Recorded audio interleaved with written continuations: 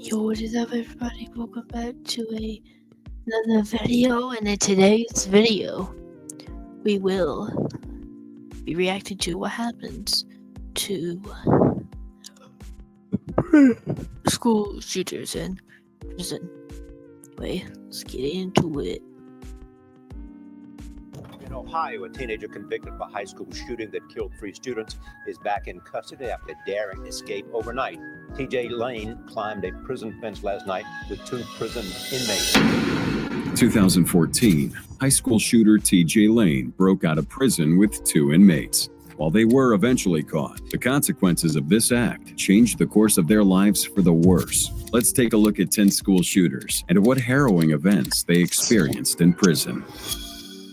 Number 10. TJ Lane.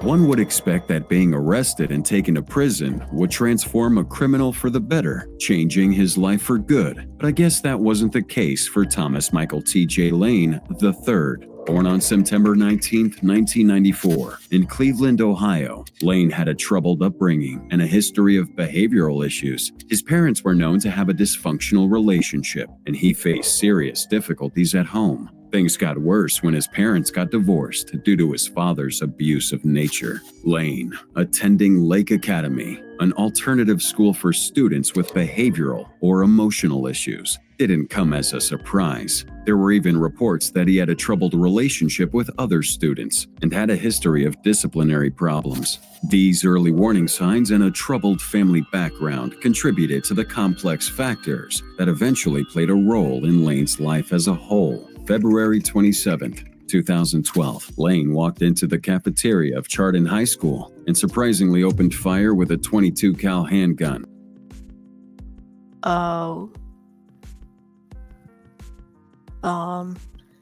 That's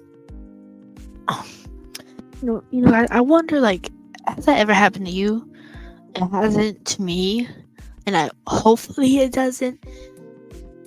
I'm gonna hope and pray it doesn't, but like, has it ever happened to you?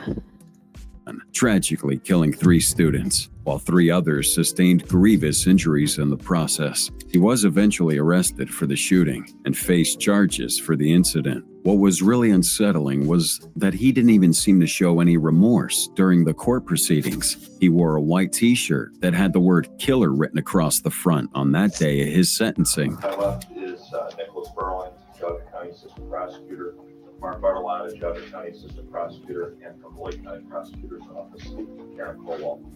While he also showed the middle finger to the victims' families and laughed when they described him as an animal and a monster. I mean, that's probably one of the worst things any criminal can do. But for a guy like TJ Lane, it was just the tip of the iceberg. He pleaded guilty to the charges and received 3 life sentences in prison without the possibility of parole. He was then in... How is he not life in prison? I feel like shooting anybody, like, even incarcerated at the Allen Oakwood Correctional Institution in Lima, Ohio. Before his failed attempt at being Michael Schofield in a botched prison break, Lane's poor record was evidence of his trouble adapting to life behind bars. One significant incident was when the correctional officers noticed that he had 3 different tattoos on his chest. Because of this, he was given 10 days in segregation in July 2013. During that 18-month stay at Allen Correctional Institution, he accumulated 7 violations, which included incidents of smoking marijuana and displaying a disrespectful attitude towards superiors.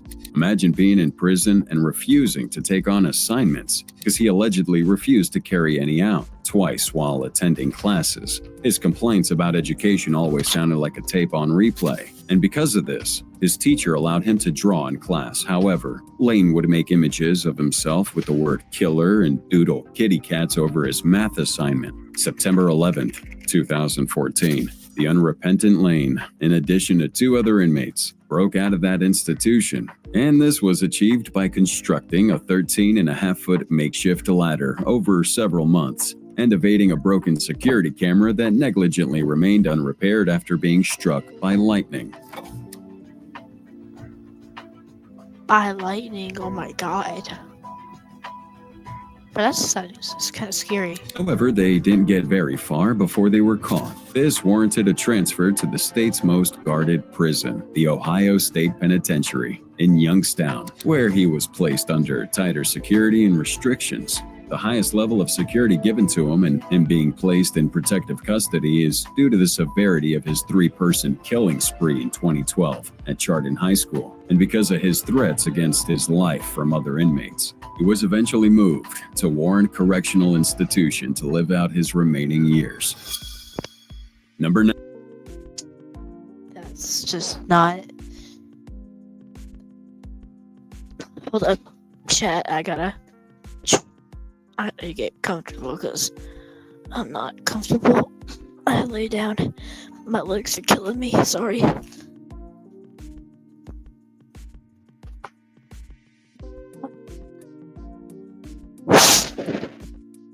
My legs are killing me here.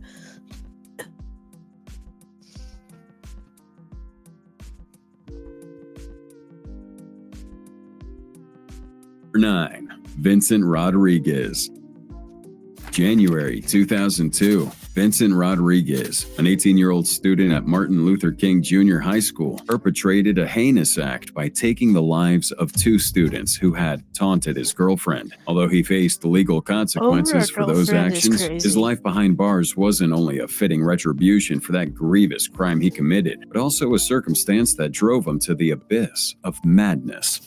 A few days before the incident, both victims, Andre Wilkins and Andrell Napper, engaged in a confrontation with Rodriguez's girlfriend and started a fight. Rodriguez, probably trying to be the boyfriend of the year, came to her rescue, but the odds were stacked against him. There was really little he could do in this situation, so he decided to bring a gun to school and prove to his girlfriend that indeed he is a tough guy. 8:46 a.m., January 14th, 2002, Rodriguez walks through the metal detectors at the school's entrance, gaining access to the premises. At this point, it was believed that he wasn't with a gun because they didn't go off. However, at around 1:50 p.m., Rodriguez went outside and confronted the victims in a hallway. During their confrontation, 3 gunshots rang out in the school's premises. As the students scrambled to safety, Rodriguez ran out of the building, leading to a manhunt. After about 96 hours, Rodriguez was found in a stolen Nissan car along with 2 of his friends right outside his grandma's house. It actually took really long to get this guy because, according to reports, Rodriguez attended school so rarely that a good number of students didn't even know who he was. Subsequently, he was arrested and charged with attempted murder, assault, and other lesser charges. But here's the catch. Rodriguez would have easily gotten the max sentence of 25 years if he had gone to trial. Instead, his guilty plea and a history of mental illness and fear of gang violence swayed the Manhattan Supreme Court Justice Daniel Fitzgerald to cut him a break. He was given 10 years behind bars to be served at Metropolitan Correctional Center. The institution in question has gained notoriety for its profoundly inhumane treatment of inmates. Some cases include individuals being coerced into solitary confinement. Others are subjected to physical abuse to the point of losing consciousness at the hands of guards. And in the case of Rodriguez, getting constantly bullied by older inmates for being a sucker for his girlfriend on the outside. To be more specific, this whole thing happened because Wilkin and Napper, the victims of his shooting, took off his girlfriend's bandana in the school's hallway. That could have easily been overlooked, but not by Rodriguez. Even though we have no indication of him completing his entire sentence, we have strong reason to believe that his whole time spent in this contemporary purgatorial facility was nothing short of harrowing. Number 8. Stephen R. Williams. 10:30 a.m., April 14th, 2003. 2 men armed with an AK-47 and a semi-auto pistol. AK-47. Oh my god.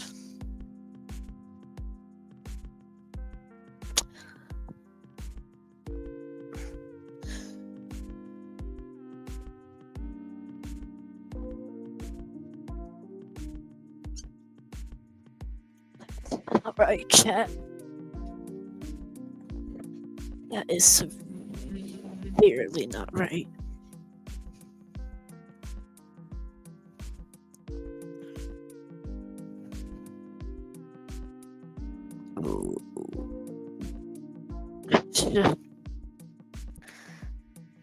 Severely not right.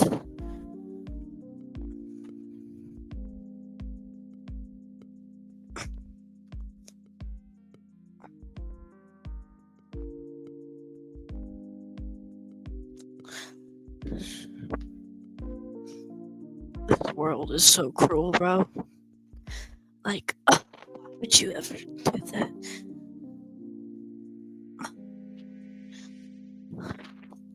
Entered John McDonough High School in New Orleans, Louisiana. Their mission was to kill a student named Jonathan. Unfortunately, they succeeded, but those repercussions turned out to be far more severe than they had anticipated. The two men in question were Stephen R. Williams and James Tate. However, they had other accomplices. On the day of the incident, they entered the campus through a broken fence and headed to the gym where they knew Jonathan would be. Once they got in, they spotted him and shot him at least 20 times. 3 other students got injured in the process, and a pregnant senior was almost trampled to death by a stampede of students. Williams and Tate immediately fled the scene. That wasn't the end of that story. During police interrogation, it was discovered that Williams and Tate killed Jonathan because they believed that he had orchestrated the murder of another high school student a week before his own death. The student in question was Hillard Head Smith, who was found dead in front of an abandoned house. Though no arrests were made in response to Smith's death, word got around that Jonathan was the killer. So in turn, Smith's girlfriend, Michelle Fulton, and his cousin, Raymond Brown, hired Tate and Williams to murder Jonathan. Now, once the deed was done, the cops used that information they got from John McDonough High School students to track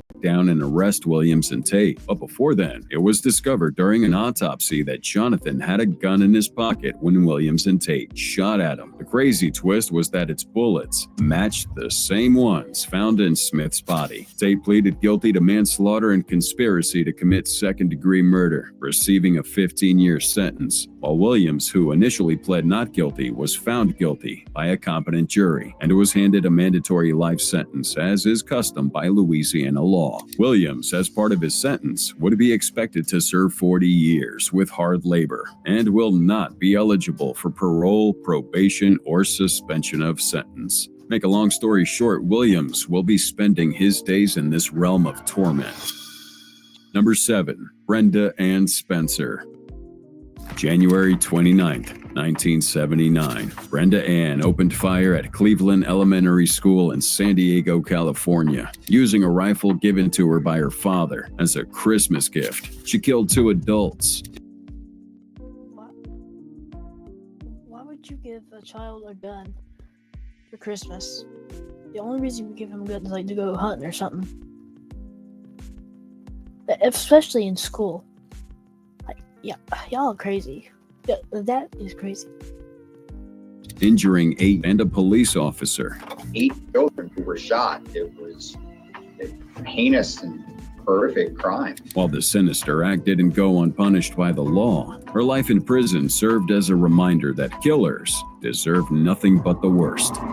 Born on April 3rd, 1962, in San Diego, California. Challenging circumstances marked Spencer's life pretty early on, compounded by this troubled upbringing. Growing up in a broken home, her father reportedly had issues with alcohol and left the family, leaving Brenda and her 2 siblings to be raised by their mother. For Spencer, poverty was the order of the day, served on a dish of instability. She had a history of being absent from school, and there were indications of substance abuse at an early age. All these factors guided her down this deep, dark path that eventually shaped the course of her life. Now, Spencer's motivation for that shooting was revealed to be a combination of personal grievances and a desire for attention. During the incident, when asked why she did it, she infamously replied, "I don't like Mondays," providing a chilling insight into that mindset of hers. Following her arrest, Brenda pled guilty to 2 counts of murder and assault with a deadly weapon. April 4th, 1980, she was given 25 to life in prison.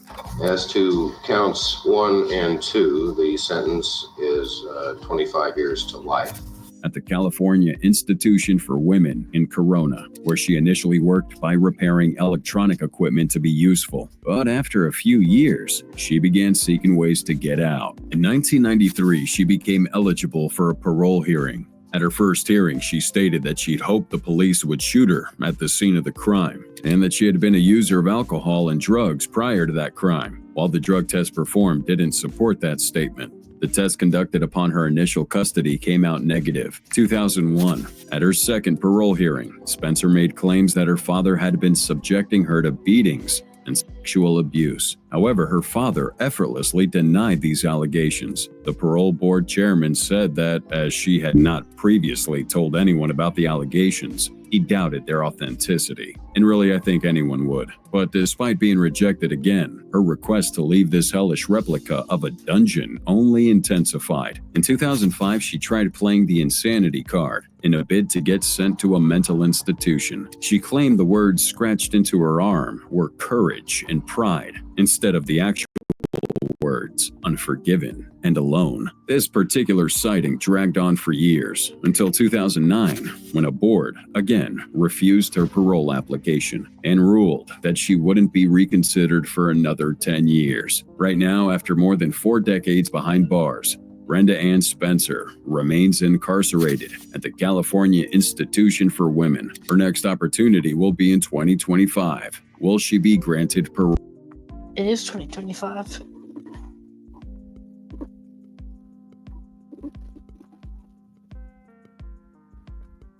I guess we'll have to wait and find out. Number 6. Eric Houston. May 1st, 1992, 20-year-old Eric Houston, a former student at Lyndhurst High School, Olivehurst, California, arrived at campus armed with a 12-gauge pump-action shotgun and a sawed-off .22 cal rifle. As he entered the premises, he fatally shot Robert Brenz, his former civics teacher during his senior year. Then he shot and killed Judy Davis, a student in Brent's classroom. Houston then walked through the hallway and fatally shot student Jason Edward White in the chest. At this point, the entire school was in lockdown procedure, yet Houston remained far from completing his murder spree. He entered a classroom of about 30 students, subsequently coercing an additional 50 into a hostage situation. And if you're wondering how he got out of this perplexing situation, you first need to understand the catalyst that pushed Houston to this level of madness. Without going too deep in the details, Houston was frustrated over losing his job and was angry at the fact that he failed to graduate from the high school or obtain a GED. For context, Houston was a student at Lyndhurst High before dropping out due to poor grades. From there, he got disconnected from reality and just ended up failing at life. His girlfriend left him. He lost his job, and he wasn't happy with anything. He also held a grudge against his civics teacher, Mr. Brenz, for failing him in an economics class back in '89. But of course, none of these are an excuse to kill anybody, right? Well, for Houston, they were. So after about gathering 80 hostages in a single classroom, Houston engaged in an 8-hour standoff with the cops, releasing several students. That's 80 people? 80 students? Nah. Throughout the day, while negotiating with the police, he eventually surrendered to authorities at about 10 p.m. after receiving a contract promising him he would serve no more than 5 years in a minimum security prison. Now, over the age of 40, he's spending time on death row, waiting to be executed. He's locked up at San Quentin State Prison, California, the oldest one in the state. It's the only death row in California for male inmates. For Houston, he really hasn't been on his best behavior since being incarcerated. But at the same time, he stands to become the first person ever executed by the state of California since 2006. He'll be taken out by lethal injection, as that's the only permissible form of execution by California law. While on death row, Houston has appealed his sentencing. But as per ruling by the California Supreme Court, his trial was fair, and his death penalty was upheld. Number 5. Charles Andrew Williams. Have you ever experienced bullying and humiliation, sought help from a counselor, but were ultimately denied that opportunity? Can you imagine that kind of frustration? Well, you can try to imagine what went on in the mind of Charles Andrew Williams before he carried out this incident, changing the course of his life forever. Born on February 8, 1986, in Frederick, Maryland, Williams had a troubled upbringing. His parents divorced when he was young, and he had a strained relationship with his father. His mother, Melinda, struggled with mental health issues and substance abuse. Their family moved to California, where Williams enrolled at Santana High School in Santee. Being overly bullied by his classmates and isolated from social activities would ultimately kickstart a sixth sense in Williams to gain a little popularity. And by that, we mean to carry out one of the most outrageous school shootings of all time. March 5th, 2001, Williams took a .22 cal revolver to that high school in Santee, California to carry out this attack. The incident resulted in the death of 2 students and inflicted injuries on 13 others. After the crime, Charles was 15 arrested people. and charged with murder 15 people? 13 of them dead?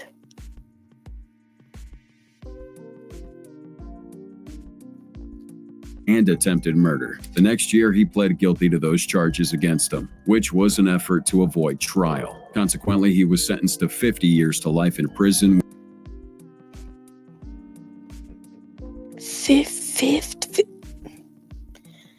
50 years. 50. Without the possibility of parole. He was initially ordered to serve his time in the youth offender program at CCI, Tehachapi, until his 18th birthday, March 1st, 2004. Charles Williams was taken to an adult prison. But here's something. While in prison, he was kept in protective custody because he refused to stab another inmate. Feeling saddened by that incident and harboring remorse, Williams claimed in an interview that he believes he deserves to be where he is currently. Despite expressing that prison is challenging, he has persevered through the difficulties. On the flip side, he has embarked on a different journey, finding his faith in Christianity and hoping to get a better life than he had ever lived. Currently incarcerated at the California Institution for Men in Chino, California, Williams is set to become eligible for parole in March 2024 at the age of 38. That's Number good. 4, Jason Clinard. March 2nd, 2005, Jason shot his school bus driver, a lady named Joyce Gregory, 3 times with a .45 cal semi-automatic pistol after she opened those loading doors. Consequently, he fled into the woods behind his house and disappeared. The day before that incident, Joyce reported Clinard to the school authorities for dipping smokeless tobacco on the bus. This obviously angered Jason to the point where he snuck a gun to school and waited till he was about to get dropped in front of his home to shoot Joyce. After being shot in multiple places, Joyce tried calling out for help. She slumped to the ground and lost control of the bus. One of Jason's nephews, who was also on that bus, tried driving all the kids to safety but ended up crashing into a pole. Upon realizing what he had done, Jason immediately called his mom, telling her about what happened and that he was heading to the police station. In turn, Jason would be arrested. Despite being a minor, he was tried as an adult, which resulted to a 51-year sentence being served at the Northeast Correctional Complex, Tennessee. However, 51. That's the highest we have it at. 51. 50. Well, why do people do this, bro? Like, you. However, his life in prison isn't what you might think. While in here, Jason had appealed a half dozen times for post-conviction relief, and that his case be returned to juvenile court. At the same time, he was diagnosed with certain mental conditions that drove him to carry out the shooting that day. Nonetheless, the prosecution believed it was a premeditated murder, and about 24 other students witnessed that traumatic event. As the years flew by, Jason maintained his best behavior and did everything possible to stay in the good graces of the law. September 2023, after 18 and a half years, Jason Clinard was released from Northeast Correctional Complex and was no longer under court supervision, meaning he wasn't on probation. He'd been convicted as a 9th grader, but took the initiative and earned a GED while incarcerated. And although this news really angered the family of Joyce Gregory, many people believe that whatever transpired in Clinard's life while behind bars and the experiences he must have gained might have been sufficient to pay for him a better future. Number 3, Taya Wimberly. We've all been there where we really wanted to be with someone, so we went all in, perhaps making advances, only to face rejection. The inability to cope with that Don't tell me you killed.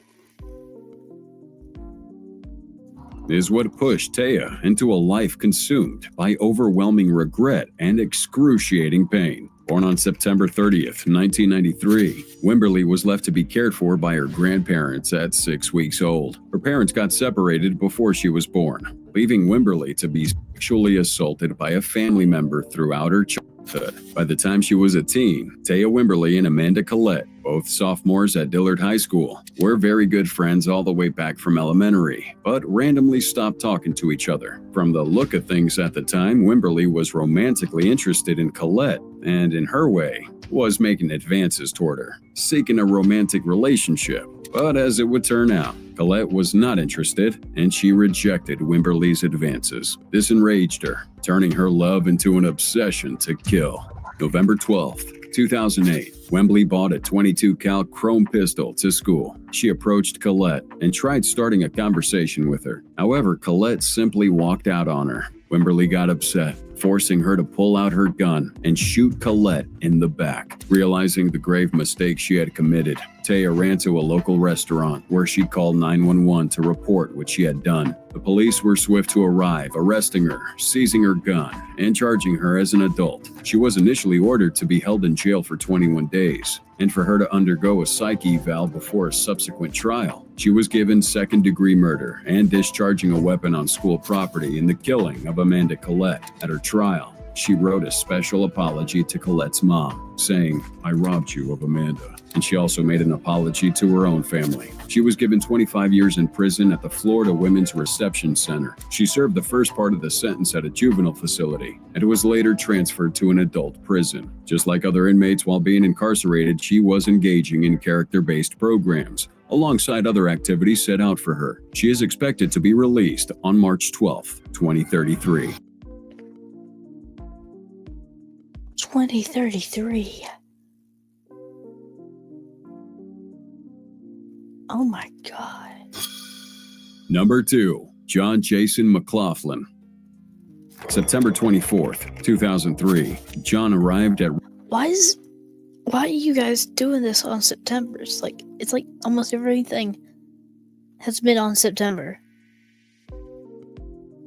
Rockery High School, Minnesota, with a loaded Colt .22 cal handgun intending to kill one of his biggest bullies, named Bartell. However, this only set McLaughlin up for a life of pain and misery. Born on July 19, 1988, Jason was the only child of Mary and David McLaughlin. He was a reserved kid who loved to help his parents a lot without complaint. Hanging out with his peers and playing video games were the activities he also loved. But as time went on, he became more reserved and withdrawn. The reason, you ask? Well, he developed severe acne. Now, it is believed that his self-consciousness about this acne came as a result of some kids picking on him, most especially a kid named Seth Bartell, who was relentless in doing so. What Seth didn't know is that there was only so much Jason could take. On the day of the incident, Jason met Seth and his friend Rollins as they were exiting the school's locker room. Upon sighting him, he shot Bartell, hitting him in the chest. Jason would fire a second shot,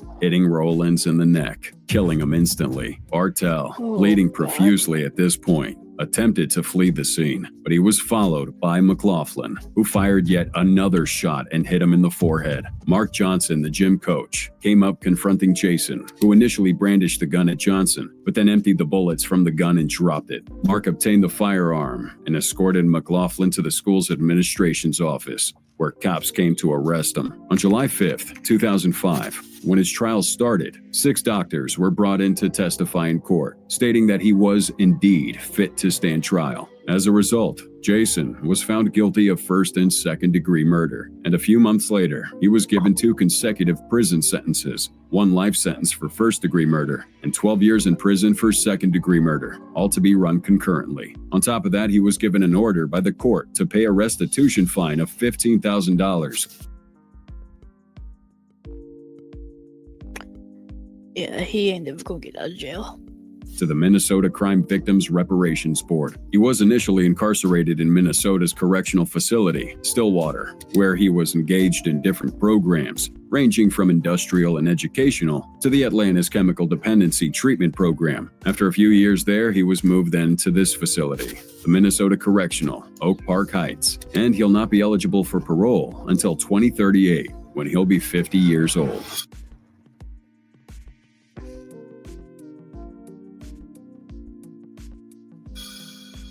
Number 1. Jason Anthony Hoffman.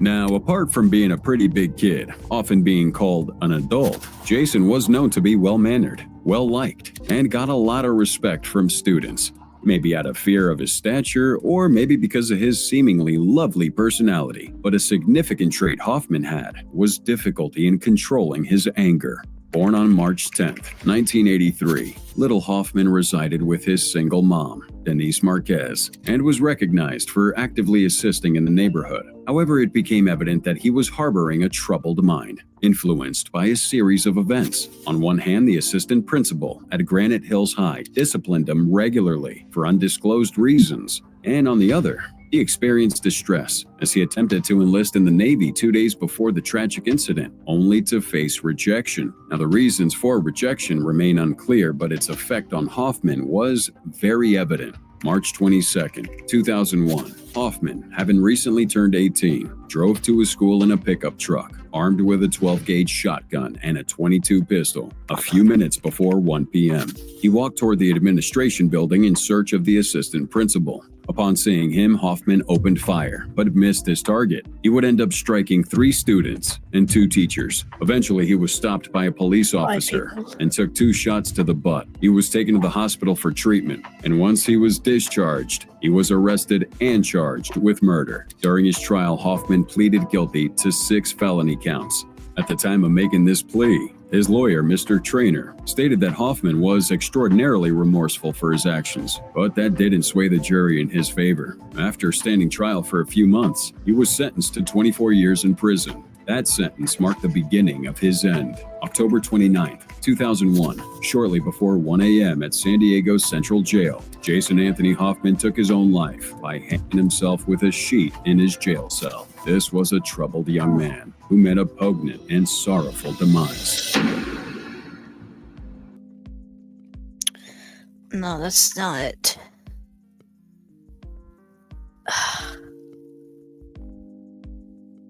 Anyways, YouTube, that is what happens to school shooters in prison. And I'll see you all in the next video. And thank you, love God, peace.